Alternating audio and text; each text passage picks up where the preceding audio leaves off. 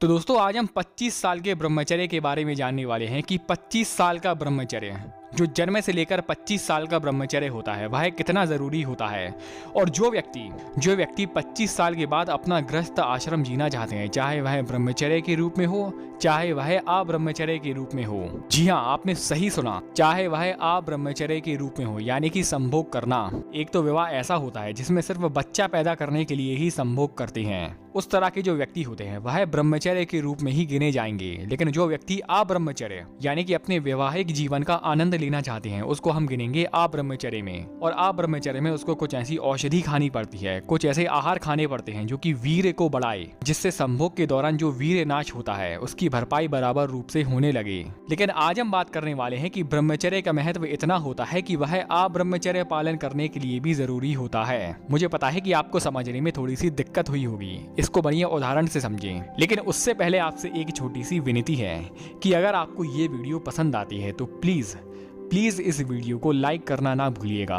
और इसके साथ साथ आप हमें इंस्टाग्राम पर भी फॉलो कर सकते हैं। आप क्या करें, आप इंस्टाग्राम पर जाएं, अगर आप चलाते हैं वहां पर सर्च करें अष्टांग आयुर्वेद। आपकी स्क्रीन पर ऐसा पेज खुल जाएगा जो कि अभी आप अपनी स्क्रीन पर देख रहे हैं। तो आप हमें इंस्टाग्राम पर भी फॉलो कर सकते हैं। तो चलिए वापस आते हैं अपने टॉपिक पर, जो है कि अगर आप अब्रह्मचर्य का पालन भी करना चाहते हैं तो उसके पहले ब्रह्मचर्य पालन करना जरूरी है। यानी कि अब्रह्मचर्य कब होता है? विवाह के बाद, जब व्यक्ति का विवाह हो जाता है, यानी कि 25 साल के बाद। और हाँ, आयुर्वेद के हिसाब से हस्त मैथुन, आयुर्वेद के अनुसार हस्त मैथुन नाम का कोई कॉन्सेप्ट ही नहीं है। आयुर्वेद में है संभोग, वैवाहिक जीवन या बच्चा पैदा करना।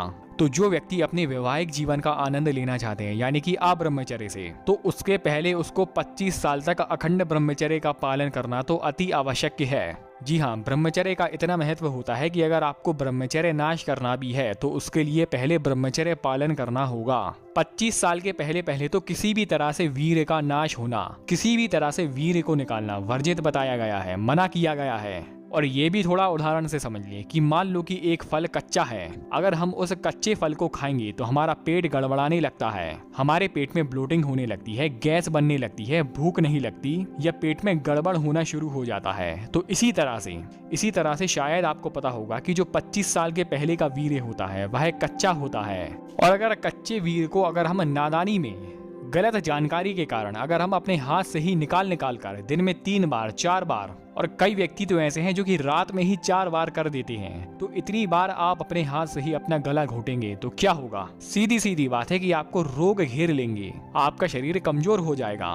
चरक संहिता में महर्षि चरक बताते हैं, जब वह ब्रह्मचर्य के बारे में बताते हैं तो वह कहते हैं कि जो हस्त मैथुन होता है वह अननेचुरल होता है, इसलिए जो चीज जहाँ के लिए बनी है उसको उसी चीज में ही इस्तेमाल करना चाहिए। जैसे कि एक यही उदाहरण समझ लो कि बैल का इस्तेमाल करते हैं खेत जोतने के लिए, यानी कि खेती करने के लिए। लेकिन अगर उसी स्थिति में एक छोटे से बैल को या बछड़े का इस्तेमाल करें तो क्या खेती हो पाएगी? नहीं हो पाएगी। ऊपर से ना तो खेती हो पाएगी और बछड़े की हालत खराब होगी, वो अलग।